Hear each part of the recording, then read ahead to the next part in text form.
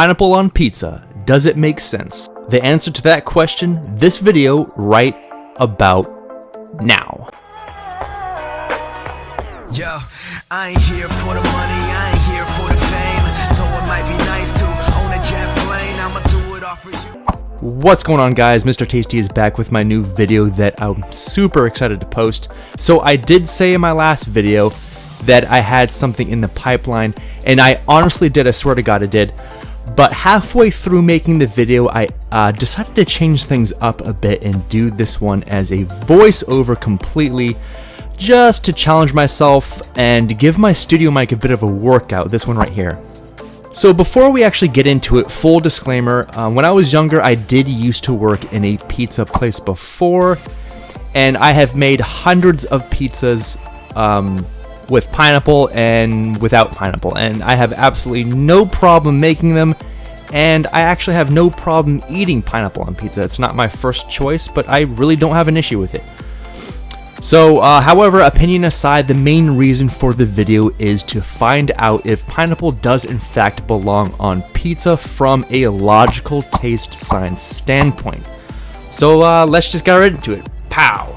So as it is well understood, food pairings have been on the forefront of gastro debates for quite some time, and have nevertheless been more contentious than they are even today. So according to Ranker.com, they have compiled the top 50 best duos of all time, and yes, several of them happen to be food items. Peanut butter and jelly, mac and cheese, mashed potatoes and gravy, hamburger and fries, cheese and wine, bacon and eggs, Jack and Coke, mayonnaise and french fries. Wait, what? So however, depending on who you ask, you will inevitably get just an opinion and never really dive into the science of how taste combinations actually work. So are the pineapple and pizza fanboys endlessly recruiting members for their fruit on pizza cult, or are people who don't care for the contentious duo taste deprived and are going straight to hell when they die? So you've probably guessed it by now that depending on who you ask, you will inevitably receive a heated answer about the tropical mountain paradise. However, opinion is not why I'm doing this voiceover. This is about taste science. Okay, so first we have to expose the concept of taste and what that exactly means. If we glance over to the ever-reliable Wikipedia, the word taste and the scientific research behind it is quite annoyingly extensive.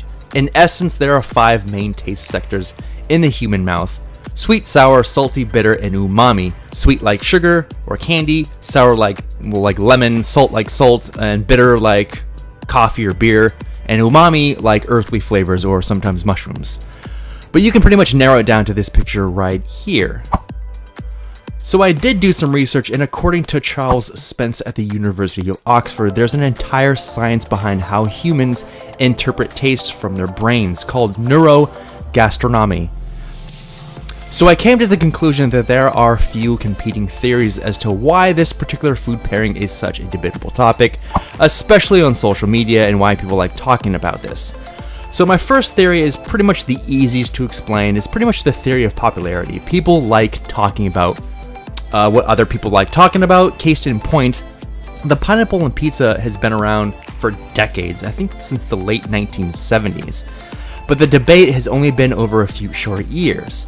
So more specifically, the inventor of pineapple and pizza, Sam Pananopoulos, who was actually born in Greece and moved to Canada when he was 20, decided to try out pineapple and pizza in 1962 to attract customers to one of his restaurants in Ontario. He actually had an interview with the BBC a while back, and he got quoted by saying, "We just put it in there, just for the fun of it, just to see how it was going to taste. We were young in the business, and we're doing lots of experiments." So basically what that means is the fact that he didn't really know the pairing's exact science or how it was going to go and how people were going to interpret the taste of pineapple on pizza.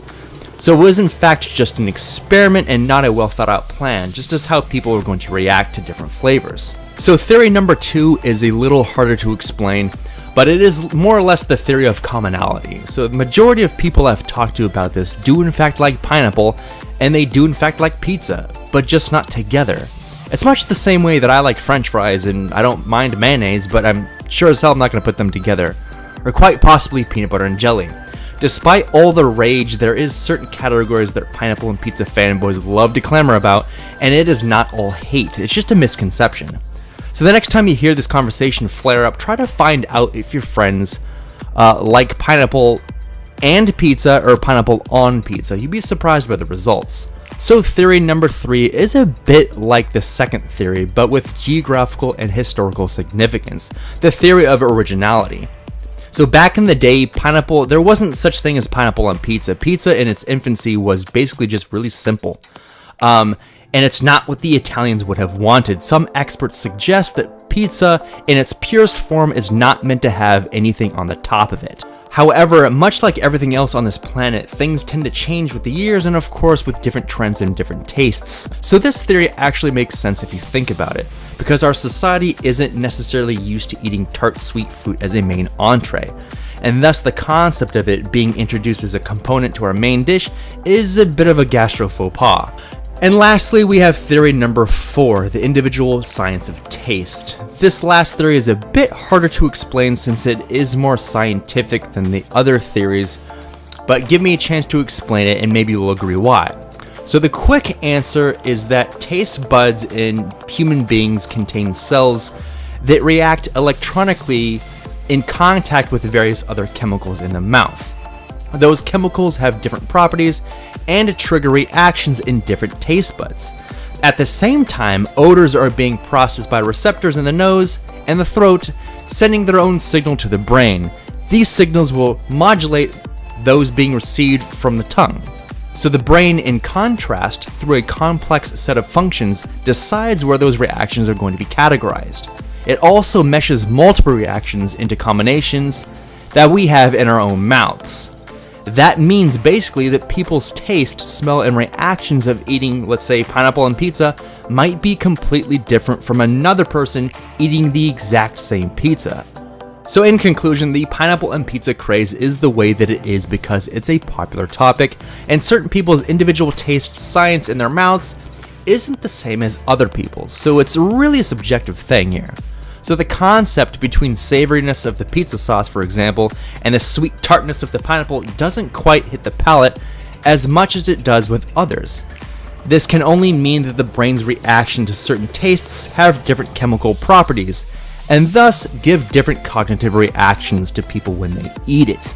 So in the end, if you do like pineapple on pizza, cool. If not, enjoy your ranch dressing. Peace.